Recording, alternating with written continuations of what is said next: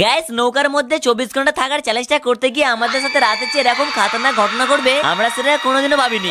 নৌকার মধ্যে 24 ঘন্টা থাকার চ্যালেঞ্জটা শুরু হওয়ার সঙ্গে সঙ্গেই আমরা নৌকায় করে গঙ্গা নদীর উল্টো দিকে চলে আসলাম। আর এই বোয়াটার মধ্যে নৌকাটাকে বেঁধে কিছুটা সময় কাটিয়ে আমরা আবার চলে আসলাম আমাদের গন্তব্যস্থলে। এরপর দুপুর হয়ে যাওয়ায় আমরা নৌকার মধ্যেই ভাত খেয়ে নিলাম। দেন বিকেলে একটু নৌকার মধ্যে সময় কাটানোর জন্য আমরা একটা গেমের ব্যবস্থা করলাম। গেমটার নিয়ম হলো আমাদের মধ্যে যে বাঁটুল দিয়ে এই বেলুনটাকে ফাটাতে পারবে সে জিতে যাবে। কিন্তু ভাই আমরা সবাই মিলে অনেক চেষ্টা করার পরেও একটাও বেলুন ফাটাতে পারলাম না। এরপর হঠাৎ করে বাবা আমাদের মধ্যে সে বেলুনটাকে মেরে ফাটিয়ে দিল। এরপরে সন্ধ্যায় বাবা নদী ধারে বসে পড়লো চপ মুড়ি বানাতে আর আমরাও লেগে পড়লাম নৌকার মধ্যে ছাউনি বানাতে। ফাইনালি রাত 8টার সময় চপ মুড়ি তৈরি হয়ে যাওয়ায় আমরা নুনি গানটা চালিয়ে মজা করে করে চপ মুড়িটাকে ফিনিশ করে দিলাম। তারপরে রাত 11টা বেজে যাওয়ায় আমরা সবাই মিলে বিছানা করে শুয়ে পড়লাম আর বাবাকেও ঘর পাঠিয়ে দিলাম। কিন্তু হঠাৎ করে মাঝরাতে আমাদের ঘুম ভেঙে গেল, কারণ ভাই নৌকার পাশের জঙ্গলটা আমরা কি একটা জন্তুর আওয়াজ শুনতে পেলাম আর হঠাৎ করে আমাদের সাথে ঠিক এটা ঘটলো। গাইস এরপরে কি আমরা সারা রাত নৌকার মধ্যে কাটাতে পারলাম সেটা দেখার জন্য নিচের লিংকে ক্লিক করে লং ভিডিওটা দেখে আসো।